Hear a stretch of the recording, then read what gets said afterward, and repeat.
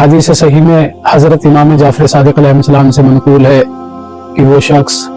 جو باوجود قدرت رکھنے کے اگر کسی ظالم کے ظلم کا بدلہ نہیں لے گا تو اللہ رب العزت اس ظالم کے اوپر ایک ایسا ظالم مسلط کرے گا جو اس پر خوب ظلم کرے گا، اور اس وقت اگر وہ بد دعا کرے گا تو اس کی بد دعا قبول نہیں ہوگی، اور تکلیفیں سہ کر اگر صبر کرے گا تو اس کے صبر کا اجر نہیں ملے گا۔ دوسری صحیح حدیث میں مولا ارشاد فرماتے ہیں کہ حضرت موسیٰ اعلیٰ نبینا علیہ السلام کے زمانے میں ایک بادشاہ جو بہت ظالم تھا، اور اس ظالم بادشاہ نے کسی نیک مومن کی حاجت کو کسی کی سفارش سے پورا کیا تھا۔ اتفاقاً اس ظالم بادشاہ اور اس نیک مومن کا انتقال ایک ہی روز ہو جاتا ہے۔ اس ظالم بادشاہ کے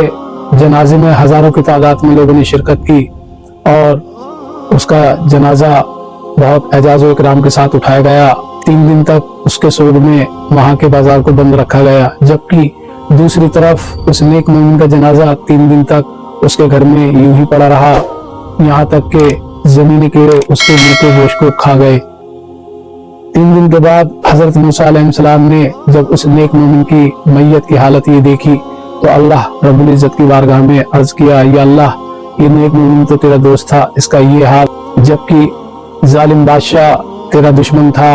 اور اس کا جنازہ اتنے اعزاز و اکرام کے ساتھ اٹھایا گیا۔ تبھی وحی نازل ہوتی ہے اور اللہ ارشاد فرماتا ہے، اے موسیٰ، حالانکہ یہ ہمارا دوست تھا لیکن اس نیک مومن نے اپنی حاجت کو بادشاہ سے طلب کیا، اور اس ظالم بادشاہ نے اس کی حاجت کو پورا کیا، جس کے سبب ہم نے اس کے جنازے کو اس طرح اٹھایا، اور اس پر بادشاہ سے حاجت کو پورا کرنے کے سبب میں کیڑوں کو مسلط کر دیا۔ تو دوستو، یہاں پر میں صرف اتنا کہنا چاہوں گا کہ کسی بھی طرح کسی بھی ظالم یا غاصب کا ساتھ نہ دیں جس سے آپ کی جو عبادتیں ہیں وہ ضائع چلی جائیں، جو آپ کی